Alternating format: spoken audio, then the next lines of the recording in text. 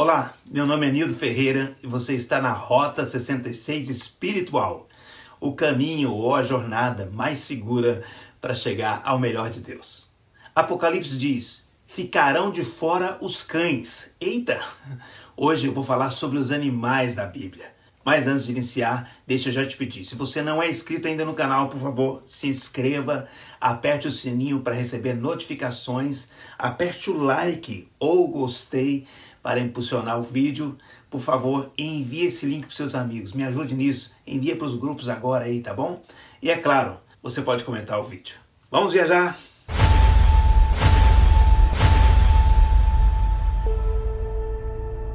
A Bíblia cita muitos animais, provavelmente você conhece quase todos eles.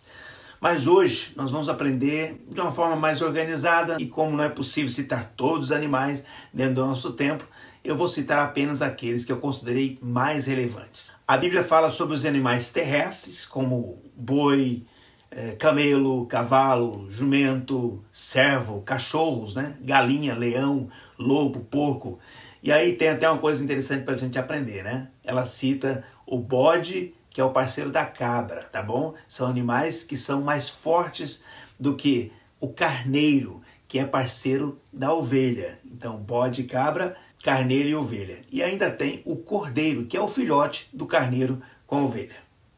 A Bíblia também cita os animais aéreos, como a águia, corvo, gavião, pomba, pardal, o falcão, vários tipos de aves, E ainda cita morcego, abelha e gafanhotos. E é claro que é citado também os animais aquáticos, A Bíblia cita vários tipos de peixes e também os peixes grandes, como a gente supõe a baleia, o jacaré ou o crocodilo.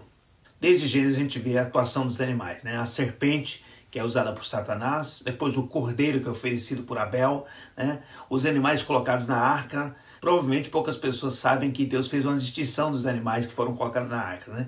Sobre os animais impuros, a orientação de Deus foi para que Noé levasse apenas um par de cada. Já os animais considerados puros por Deus, foi ordenado a Noé que levasse 7 pares de cada. Então aprenda isso aí.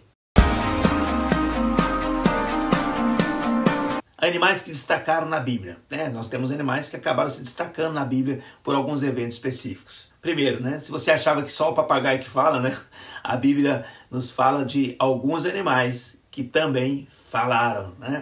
Claro que no primeiro livro da Bíblia, Gênesis, é impossível a gente esquecer da serpente que foi usada por Satanás, ganhou o poder de falar e acabou enganando Eva, que comeu do fruto, que deu ao seu esposo, Adão, e que ambos caíram. Quer dizer, o primeiro casal da Bíblia acabou caindo no pecado por dar ouvidos a uma serpente falante. Se você não está se lembrando, a Bíblia também fala de outro animal, que foi a jumenta de Balaão. Neste caso, ela é usada por Deus para falar com aquele profeta maluco que estava tentando amaldiçoar a Israel. Mas interessante isso aqui, tá? Se no primeiro livro da Bíblia a gente tinha a serpente que falava, no último livro da Bíblia, Apocalipse, nós temos a águia que falará, Apocalipse 8, fala de uma águia que falava e emitia o juízo de Deus. Então, se você não sabia, aprendeu essa também. Depois do dilúvio, Noé usou primeiro um corvo, para verificar qual era a altura das águas. E depois, numa segunda tentativa, ele usou uma pomba. Ela volta primeiro sem nada, depois ela faz uma segunda viagem, ela traz uma folha de oliveira, e na terceira vez ela vai, mas ela não volta, dando a Noé o entendimento que as águas haviam baixado. Tem as serpentes, que atacaram o povo no deserto, quando Deus então orientou Moisés a fazer uma serpente de bronze pendurada numa haste, para que aqueles que olhassem fossem curados, Tem ainda uma serpente que atacou Paulo na ilha de Malta, mas o veneno não conseguiu matar o apóstolo, Tem o leão que atacou Sansão e foi despedaçado por ele, Os leões que estavam na cova, esperando Daniel para devorá-lo, mas que tiveram a boca fechada pelo anjo do Senhor, Tinha o bode que era enviado ao deserto, levando sobre si simbolicamente os pecados do povo de Deus. Era literalmente o bode expiatório.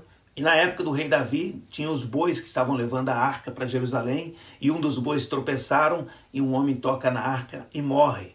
E aí esse episódio fez com que Davi entendesse que os bois não deveriam estar carregando a arca e se era um trabalho para os levitas.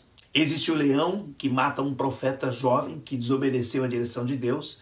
e uma ursa que mata os filhos dos profetas que zombaram do profeta Eliseu. E tem o leão e o urso que Davi matou, lembra? Para proteger as ovelhas antes de matar o gigante Golias. O grande peixe, que a gente considera que é a baleia, né? Que engoliu Jonas, garantindo a sobrevivência do profeta. E aqui é interessante, né? Jonas, o profeta que estava fugindo da sua missão, é salvo por um grande peixe que está cumprindo a sua missão. Uau, que lição, né? Tem os porcos que foram possuídos por demônios e se lançaram no precipício, né? E é claro, nós não podemos esquecer de citar aqui o jumentinho que carregou Jesus durante a entrada dele triunfal em Jerusalém. Que honra, hein?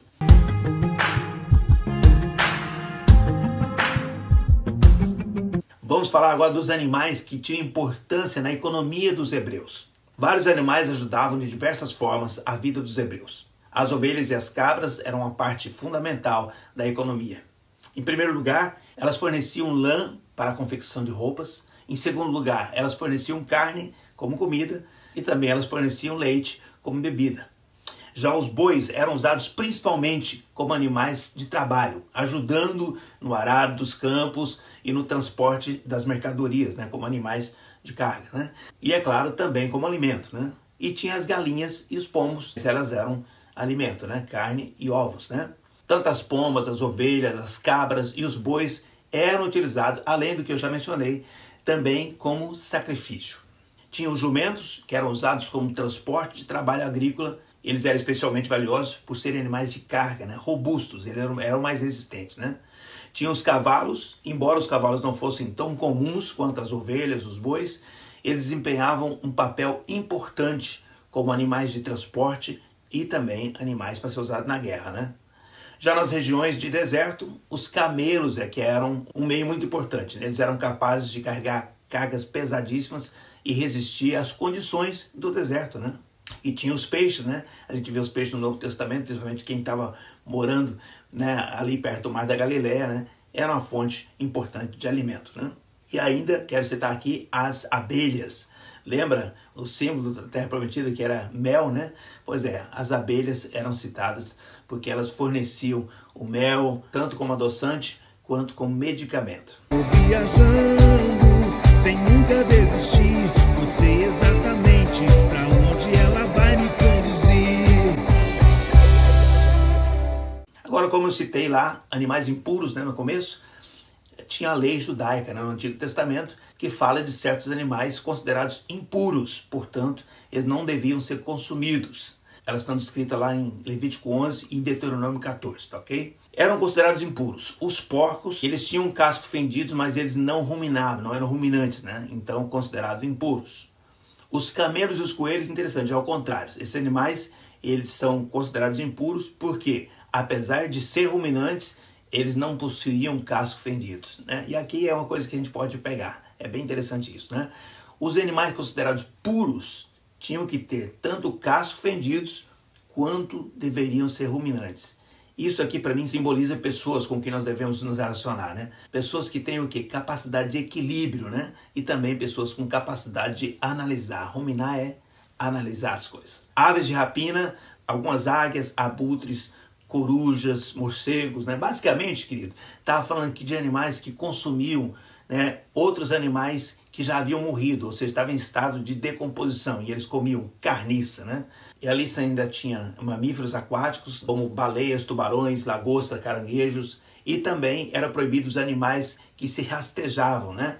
Então podia ser colocado aí lagartos, camundongos, ratos, cobras, lesmas, caracóis, né, e outros nesse sentido, né? Em geral também está falando sobre a saúde, que era um tratamento com a saúde do povo de Deus. Mas vale lembrar que no Novo Testamento Deus dá uma visão a Pedro, em Atos capítulo 10. E a visão fala de um lençol que continha vários desses animais tidos como impuros.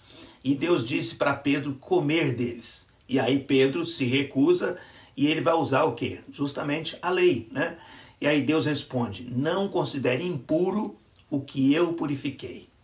E apesar de ter uma corrente de pensamento, algumas igrejas que consideram que essa era uma palavra no sentido figurado, onde Deus estava falando sobre os gentios, tidos como impuros, e que necessitavam da pregação do evangelho tanto quanto os judeus, porque ele teve que pregar para Cornélio, né? Mas muitos teólogos defendem que esta visão estava mostrando que os cristãos não estariam debaixo da lei de alimentos que os hebreus ou judeus tinham.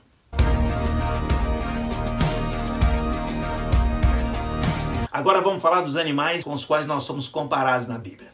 Eu vou começar com a ovelha. Por quê? Porque, de fato, né, a ovelha provavelmente é o animal mais comparado na Bíblia. Em várias passagens da Bíblia nós somos referidos como ovelhas do rebanho de Deus. Então, a ovelha é muito citada. Qual é o salmo mais famoso, querido, da Bíblia? Com certeza é o Salmo 23. O Senhor é meu pastor e nada me faltará, né? E é claro, isso aqui é uma figura de uma ovelha sendo cuidada pelo seu protetor, pelo seu guia, pelo seu pastor. Em Isaías 53 diz que nós éramos como ovelhas desgarradas, buscando o nosso próprio caminho e que a nossa iniquidade caiu sobre Jesus. Jesus disse que nós éramos ovelhas sem pastor. No mesmo capítulo da parábola do filho pródigo, nós encontramos a parábola da ovelha perdida. Lembra do hino? Eram 100 ovelhas, né? O pastor deixa as 99 e ele sai em busca da ovelha perdida, que ele encontra ferida e aí cura suas feridas e leva de volta, né? Pedro reforça Isaías 53, acrescentando que agora nós voltamos para o nosso pastor e bispo das nossas almas. A ovelha geralmente ela simboliza inocência, fragilidade, dependência de cuidado e de direção. A águia, provavelmente a águia é um dos animais que mais simboliza os cristãos que têm força interior, que são convictos, né, que são ousados, visionários, né? O símbolo dos Estados Unidos é uma águia, né? Por quê? Porque elas têm essa capacidade de subir, alcançar mais alto, se renovar, né? E enxergar muito mais longe, né? O Salmo 103 diz que Deus nos enche de bens e que a nossa juventude se renova como a da águia. Isaías 40, né? O profeta diz que os que esperam no Senhor renovarão as suas forças e subirão com asas como águia. E no capítulo 39 de Jó é falado sobre a poderosa visão que a águia possui. Em Apocalipse, a mulher que representa a igreja recebe as asas da grande águia para se livrar do dragão. E eu acredito que todos nós queremos ser como as águias citadas na Bíblia. O leão, juntamente com a águia, com a ovelha, está na lista aí dos animais mais citados, né? Ainda mais quando a gente lê Apocalipse 5, que diz que Jesus é o leão da tribo de Judá. Uau, meu Deus, que coisa maravilhosa, né? Em Provérbios 28 é dito, os ímpios fogem sem que ninguém os persiga, mas os justos são corajosos como o leão. Meu Deus. Assim, os homens justos são comparados aos leões, simbolizando coragem, né? Força.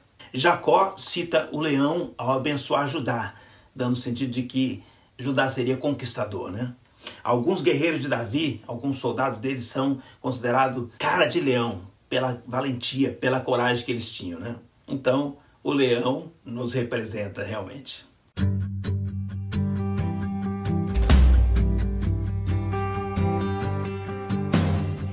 O boi selvagem.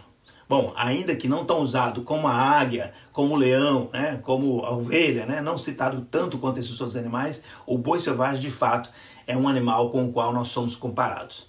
Salmo 92 faz uma comparação e diz que nós, os cristãos, os crentes, né, somos como o boi selvagem, que é um boi que diz que já foi extinto, né, mas que era forte, que não era domesticável, né? O fato aqui é que se trata de um animal que não aceita ser aprisionado, né? Ao contrário do boi doméstico, né? Ele simboliza mais que força, querido. Ele simboliza superação dos limites, né? Ele ultrapassa, né, as barreiras, ele rompe as prisões, né? O mais interessante é que a palavra de Deus diz no Salmo 92, quando faz essa comparação, de que os nossos olhos verão e os nossos ouvidos ouvirão. Sabe o que significa, querido? É que não é uma questão tanto da força, mas é uma questão do entendimento. Então o boi selvagem entendia a sua força, ao contrário do boi doméstico que é aprisionado, né? Então o boi selvagem representa as pessoas que não ficam prisioneiras, né? Que elas têm a liberdade em Cristo Jesus e elas avançam para a vitória. Em Números 24, Balaão, que era o profeta, né, que queria amaldiçoar os hebreus, ele acaba abençoando, né? E na sua bênção ele diz que Israel é como o boi selvagem, que destruirá os seus inimigos. Glória a Deus. O cachorro. Salomão diz que mais vale um cão vivo do que um leão morto.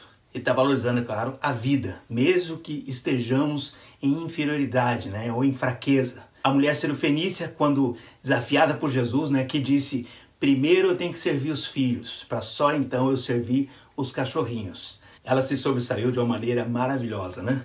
Ela disse: sim, Senhor, é verdade, mas também é verdade que os cachorrinhos comem das migalhas que caem da mesa. Ou seja, eu quero aproveitar este momento, Senhor, eu quero esse milagre.